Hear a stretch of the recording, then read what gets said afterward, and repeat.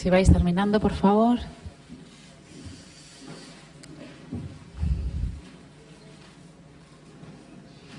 Arratsaldeon guztioi, ongi etorriak prentsaurreko honetara.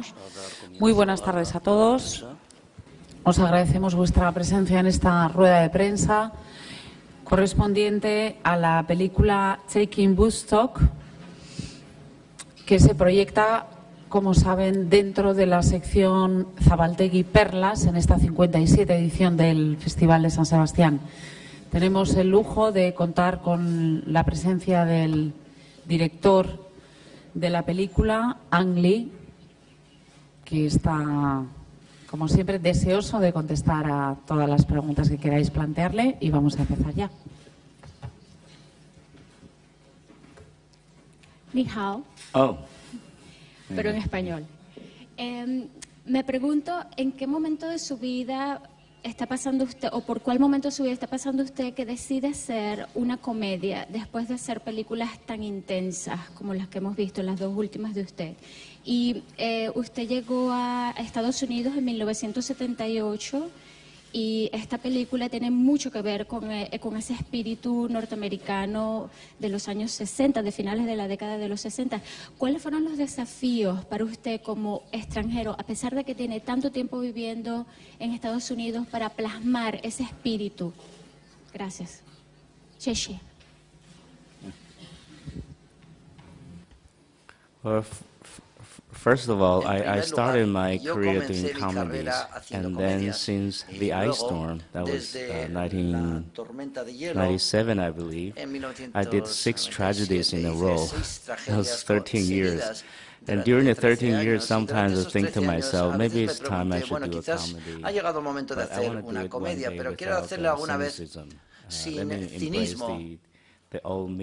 Quiero volver a mi yo natural. Quería volver a mi yo natural. A su vez, me encontré vez tras vez con buen material para las últimas tragedias hasta la última película. La película fue tan dura y fuerte que estaba deseoso de realizar una comedia para salir de no una depresión, sino de esa situación tan pesada. Y me topé con un libro de un escritor promoviendo la última Last Caution en San Francisco, en una cadena de televisión. Y cuando leí la historia pensé, bueno, esta es la comedia que quería realizar. Y tiene que ver con la felicidad, tiene que ver con la edad de la inocencia, y fue muy divertida. Y también, de repente, algo me ocurrió en mi mente, es decir, porque de repente cuando empecé a hacer La tormenta de hielo, estaba haciendo una película como si fuera, pues digamos, la resaca de Woodstock, por ejemplo. Todo parecía que, vamos, es decir, todo va y vuelve en la vida. Por tanto, llegó el momento adecuado para hacer, y el destino trajo consigo, digamos, fue una especie de precuela para Ice Storm, es decir, La tormenta de hielo. Estuve encantado de poder realizar esta película, y yo quería quedarme en 1900. Cuando llegué a los Estados Unidos en el 78, luego empecé a estudiar y a aprender un poco acerca de la cultura americana y la cultura occidental, es decir, la cultura dramática occidental. Yo me crié en Oriente, y esto me ha ayudado, creo, dar un punto de vista, una perspectiva más fresca acerca una cosa que ha quedado muy alejada de mí, pero que era una cosa importante. Cualquier cosa que ocurría en Estados Unidos en aquel entonces tenía mucha importancia, y he decidido vivir allí. Y yo creo que todo esto que tiene que ver con la historia, un elemento importante en la historia americana, en mi opinión, aunque no soy americano, que lo convirtiera en una película, como en el caso de La tormenta de hielo, en la época que se rodó, o por ejemplo, es decir, los vaqueros vaqueros gay en el estado de Wyoming. Eso me parecen curiosos, pero para mí probablemente se precise un realizador extranjero para realizarlos. Y yo creo que eso realmente, el destino ha traído estos proyectos a mi atención. Tenía mucha curiosidad. Hacerlos muy auténticos, muy diferente que algunos directores americanos que hacen películas chinas o una película con un contenido asiático, pueden aplicar su manera de pensar a la hora de realizar esas películas. Pero trabajando de Oriente a Occidente, no pensé que tenía el privilegio de hacerlo, pero tenía el deber de hacerlo muy auténtico y tenía que estar al tanto, escuchar muchas opiniones, tener los ojos muy abiertos y escuchar mucho, y toda la documentación para que la documentación fuera muy precisa. Y he aprendido que la cultura de cine occidental tenía que tener esto en consideración también desde el punto de vista cultural, para que encajara todo en la película. Así que, al fin y al cabo, creo que mi punto de vista es oriental, no hay duda alguna, y estoy orgulloso de esto.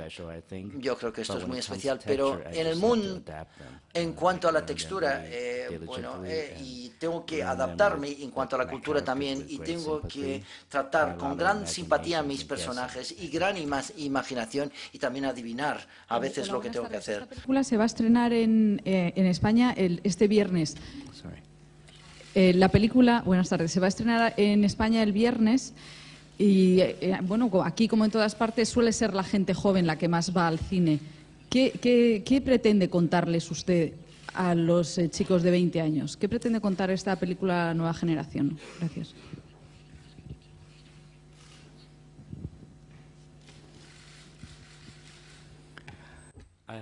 Espero que les pueda contar a los jóvenes más que uno de sus padres ha sido un poco alocado en una época, y yo creo que en los años 60, en la década de los 60, en América, y probablemente es decir, el boom de nacimientos de bebés, es decir, la gente que nació tras la Segunda Guerra Mundial, llegó a su mayor madurez a finales de los 60, y ellos querían rebelarse contra el establecimiento y buscar una contracultura. Tenían su propia, es decir, llegaron a la mayoría de edad y ocuparon la mitad de la población. Así hubo una gran fuente de cambio, y cuando colapsó, evidentemente, tuvieron que mostrar su energía a través de gran música o arte, gran arte, o una forma de vida alternativa, lo que se llamaba hippie, es decir, lo que se le llamaba, el nombre que se les daba era hippie.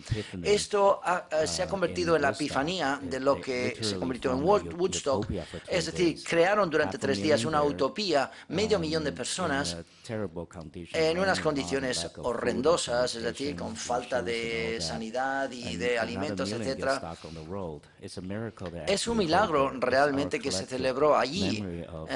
Nuestra memoria colectiva de lo que es la edad de la inocencia. En la película tengo mucho que enseñar a la generación joven, que en mi opinión, la inocencia, aunque sean jóvenes, se ha perdido la inocencia. Parecen más maduros que sus padres a esa edad. La pasión de intentar impulsar los cambios, la pasión de intentar tratar el medio ambiente con una actitud más pacífica, de abrazar otras culturas, la pasión de crear grandes obras de arte. Estas son grandes cosas, aparte de sexo, drogas y rock and roll. Evidentemente hay muchas cosas. Yo creo que los jóvenes plantaron las semillas en aquel entonces y siguen haciéndolo. Y yo creo, y recientemente, el espíritu con la elección de Obama, por ejemplo, yo espero que siga adelante, que no sea solamente una gran fiesta, o como si hubieran tomado un ácido, es decir, como si fuera algo temporal. Me gustaría, ante todo, primero darle mi más sincera enhorabuena por toda su trayectoria. Espere un momento. Se ha olvidado los casos del señor Lee. Bueno, que primero y ante todo que me gustaría darle la enhorabuena por toda su trayectoria y por todas sus películas. Y tengo un dato que no sé si es erróneo o es del todo cierto, que esta última película aquí en España solo van a haber 8 copias para todo el país. Si es eso cierto, me gustaría ver si explicara, si lo sabe a través de la distribuidora, cuál es el motivo por el cual pues en España no han considerado que el contenido de la película o no sé qué motivo pues hayan tan pocas copias. Y la segunda es si volverá a adaptar a Jane Austen. Gracias.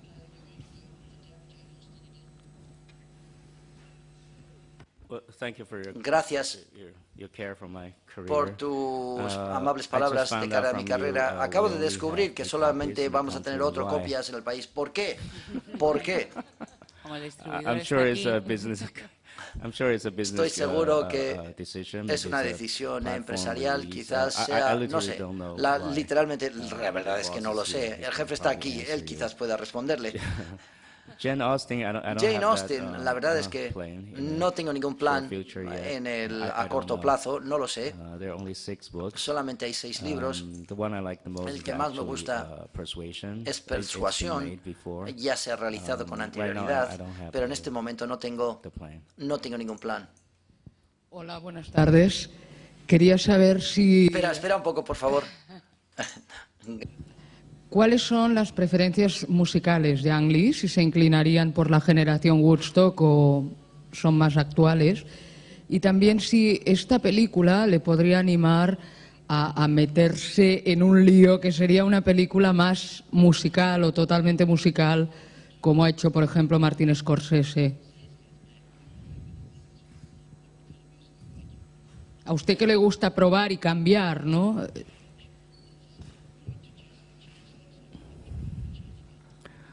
When you say Martin Scorsese, do you mean the documentary?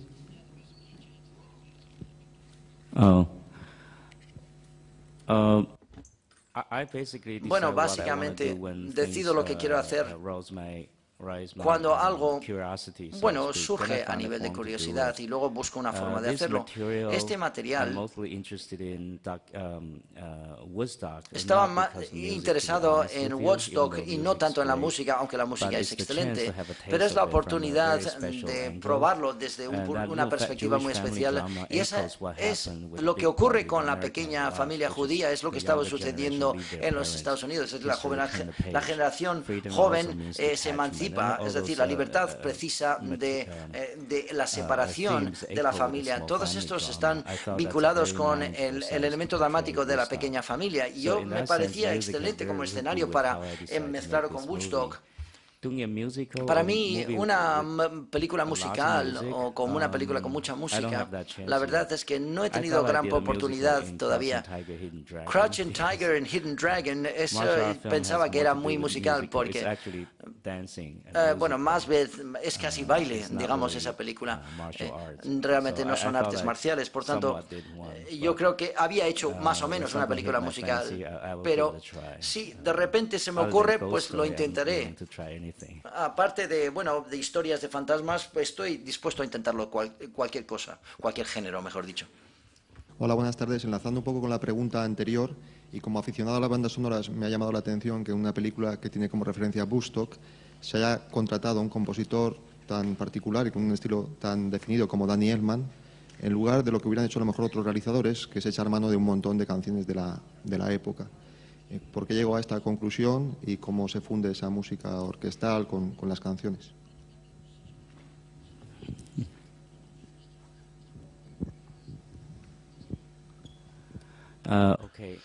Vale.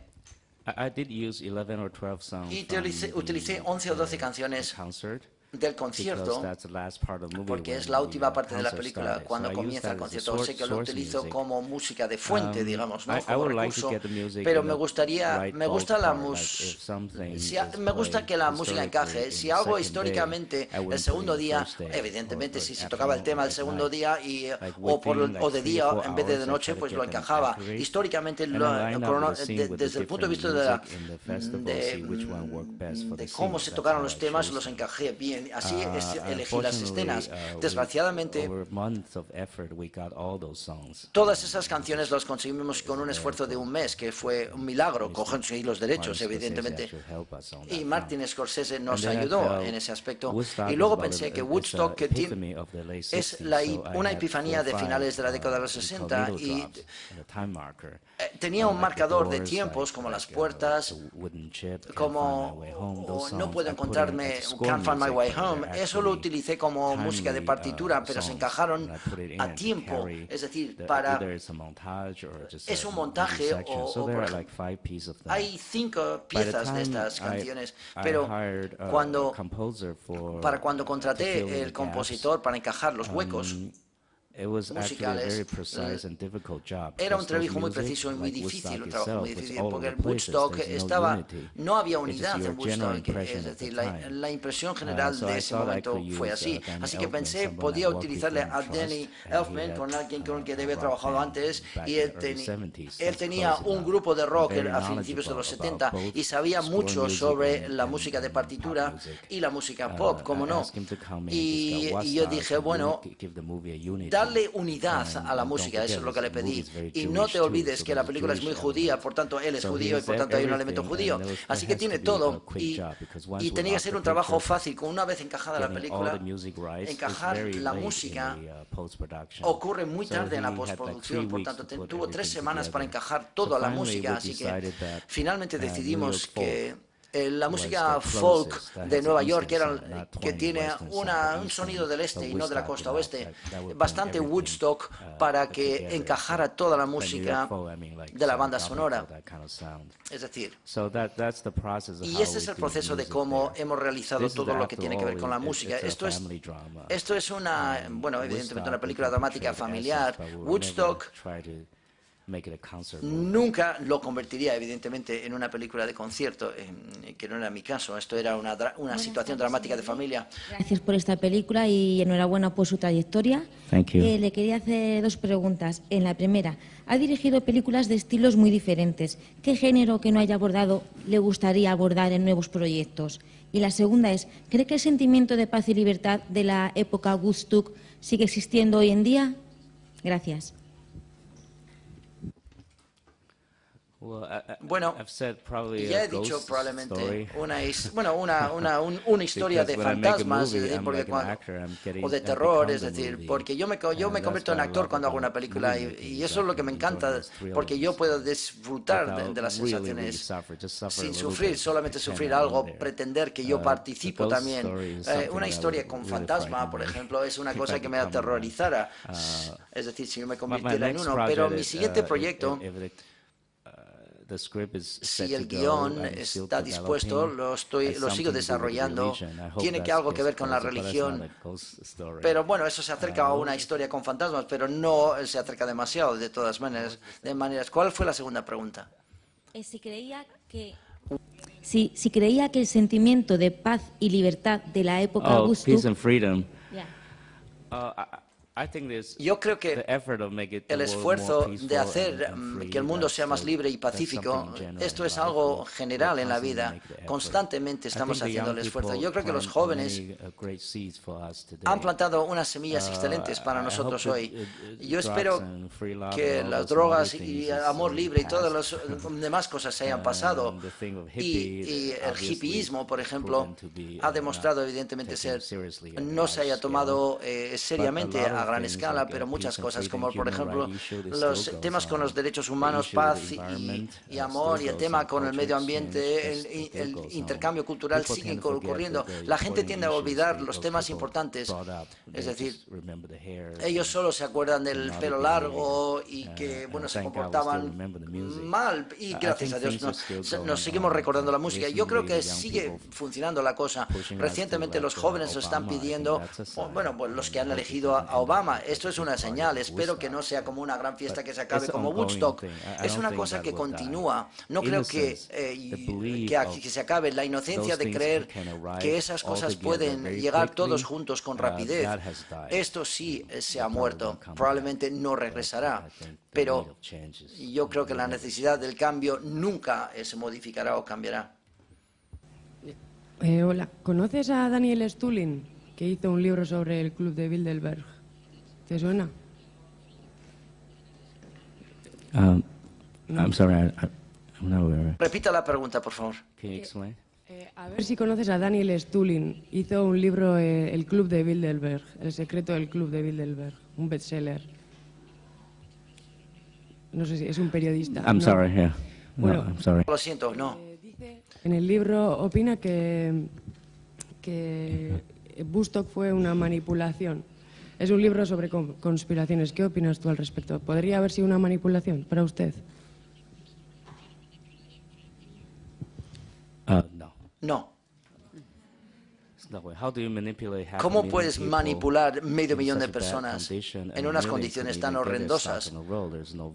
Es decir, no hay violencia. Y que no haya violencia, puedes decir, bueno, que la iniciación es una orientación comercial. Esto es justo decirlo, pero para todos esos jóvenes que desesperadamente querían ir y verlo y participar, y en unas condiciones tan horrendas mantienen esa situación tan pacífica, eso es un milagro. Esto nunca se podrá y nunca se ocurrirá de nuevo. Yo no creo.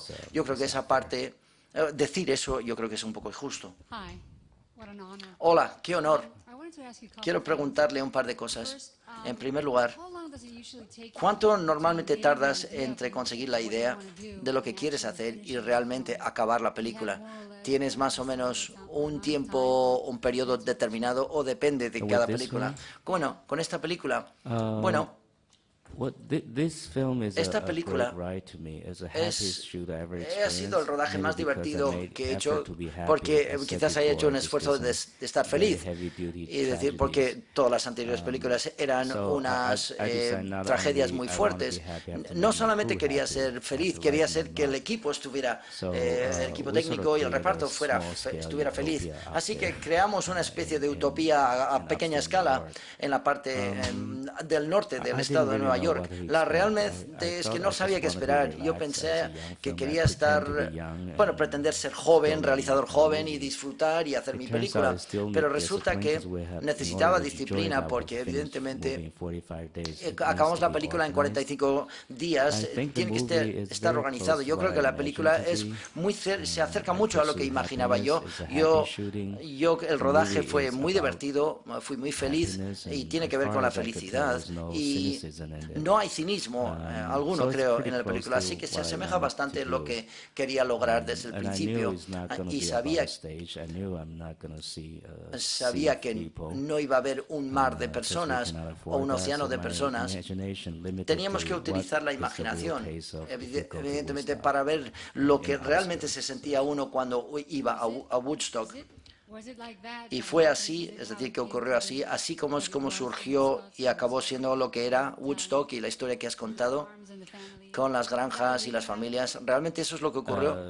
¿Dices la historia en la película? Sí, sí. Eran las memorias escritas del Elliot Typer. Por supuesto, no me puedo fiar demasiado. No sé cuánto es su fantasía y cuánto es realidad. Pero tuve que comprobar otros documentos históricos, libros de otras personas, e introduje todo eso y lo reuní, todo este material. Pero básicamente tuve la mayoría material lo saqué del libro y es una versión de los hechos, pero hay cosas porque fue un evento tan grande. ¿Quién encontró el campo? Eso realmente nunca se sabe. Es decir, yo cuando vi ese lugar dijeron, es el cielo, es el destino. He leído 4 libros que dicen esto acerca de la historia de Woodstock. Como resultado, lo mezclamos todo en cuanto a cómo se descubrió el campo donde se celebró Woodstock. En primer lugar, felicitaciones por la película. Espere un momento, por favor. Sí. Felicitaciones por la película, que me ha gustado mucho. Y creo que usted tenía 15 años y vivía en Taiwán cuando se produjo el concierto de Woodstock.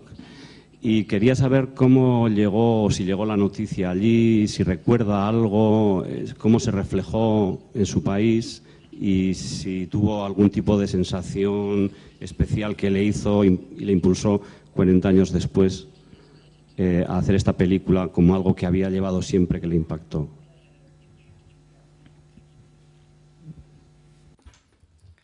no tuvo mucho impacto sobre mí. Yo tenía 14, estaba preparando mis exámenes del instituto. Taiwán era la primera línea, digamos, de la Guerra Fría.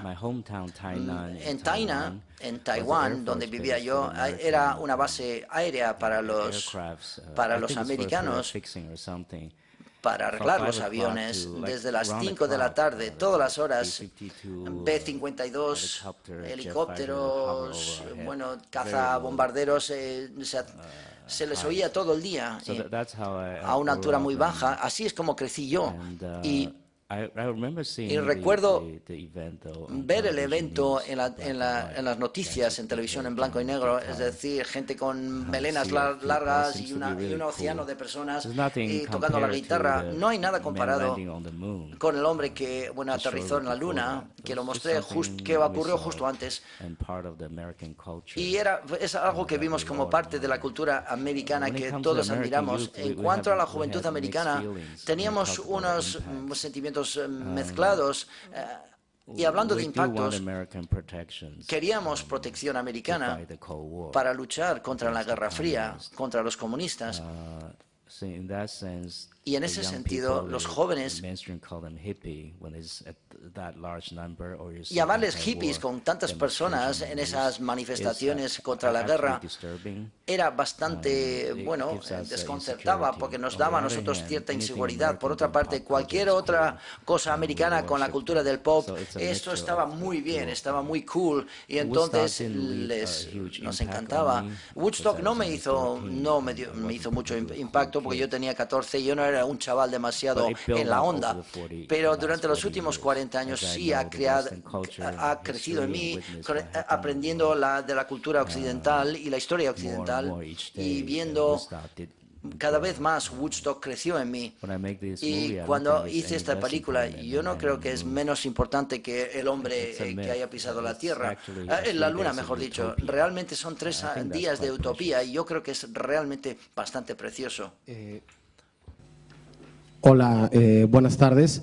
Regresando a lo diferentes que son todas sus películas, ¿qué necesita una historia o un guión para que usted decida contarlo? ¿Cómo escoge un nuevo proyecto?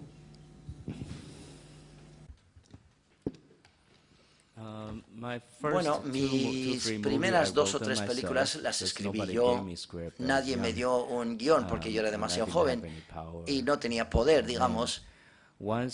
Pero una vez que la empecé, le puedo conseguir lo que quiero, y prefiero ser, digamos, un realizador que es guionista o escritor. La razón por la cual elegí Somebody's Curiosity, algo me golpeó a nivel de estómago, es decir, no sé por qué razón puedo relacionarme al material, por ejemplo, es decir, un vaquero gay en Wyoming. ¿Por qué lloré cuando leí esa historia de amor? Pues no sé. Normalmente tardo un año y luego tengo que buscar el equipo para que ellos crean lo que creo yo durante ese periodo. Y bueno, afortunadamente, si son entusiastas, el equipo conmigo, pues esto me ayuda a hacer la película. No solamente es la curiosidad, y es una combinación. Por ejemplo, los vaqueros gay, por ejemplo, algo son evidentes, pero ¿por qué no ha hecho nadie una película sobre los vaqueros gay? Y elementos que hay en conflicto, como por ejemplo el patriotismo y la sexualidad femenina, por ejemplo, son enemigos, pero ¿cómo convierto eso en una película? Pensando en esto, me emocionó bastante. La emoción tiene que durar por lo menos un año o 2. Y ese es otro elemento. Si algo me emociona y digo, bueno, voy a darle un mes o una hora, y si me lo supero, digo, bueno, vale, pues no lo voy a convertir en una película, no me emociono más, así que paso. Una última pregunta. Ya que hablas de emociones, El secreto de la montaña le dio mucha crítica a favor, receptividad del público buena y muchos premios y nominaciones, entre ellos el Oscar, el director Gil y el Globo de Oro. ¿Qué recuerda de aquellas 3 noches que estaba Jake Layer a su lado y su propia vivencia de haber recogido todos esos premios también? Gracias.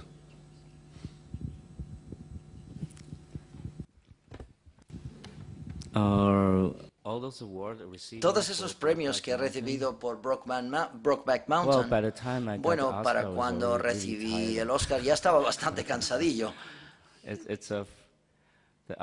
El Oscar, bueno, la carrera hacia el Oscar son 4 meses de trabajo, es decir, trabajo a plena dedicación. Hay tantos acontecimientos y todos hay comidas y comen pollo porque ese es el plato principal más seguro para todo el mundo.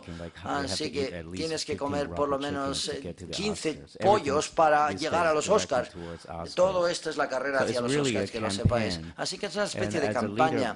Y como líder del montón, yo era el líder y era el responsable de hacer esta campaña. Yo creo que la película me golpeó de una manera sorprendente. Yo realicé la película porque yo pensé que era una película que muy pocas personas iban a ir a ver. Es decir, yo me enganché, yo quería hacer algo que era pacífica y nadie iba a prestar atención. Y como puedes decir, bueno, recibió cierta crítica, pero cuando una película engancha, a mí me pone nervioso si les gusta o si no les gusta. Pero, ¿qué van a decir las personas en los centros comerciales, en los cines de los centros comerciales, a ver una película de un gay, vaqueros gays americanos en Wyoming? Porque va en contra de la cultura masculina americana. Así que paso a paso, agradezco mucho que no me hayan ahorcado, por lo menos si seguía recibiendo premios. Por tanto, recuerdo en los Globos de Oro, estaba encantado. Cada vez que ganas un premio es algo realmente grande y es felicidad, evidentemente también. No solamente para mí mismo, sino para todo el equipo. No solamente el equipo de producción, el equipo de promoción también está con nosotros. Todo el mundo comparte esa felicidad y grita, etcétera. Pero te metes un poco en ganar y ganar en esa carrera, el guión y la mejor película también, y conseguimos esos 3. Desde el primero, los críticos americanos, eso es un premio del Consejo de Críticos Americanos. Recuerdo algo que es bastante curioso y divertido. Acababa de recibir el Oscar en la mano y salía del escenario. El periódico dijo que soy la primera persona no blanca que haya recibido ese premio. Y conforme salía, dijo el señor al lado de la cortina, quédese aquí que hay una marca. El siguiente es la de la mejor película y quiero ver tu reacción. Así que me quedé ahí y estaba ansioso, esperando, justo al borde del escenario, entre bambolinas. Jack Nicholson se me acercó, abrió la sobre. Yo me acuerdo, estaba ahí mismo, por ejemplo, y dijo, vio el sobre y dijo,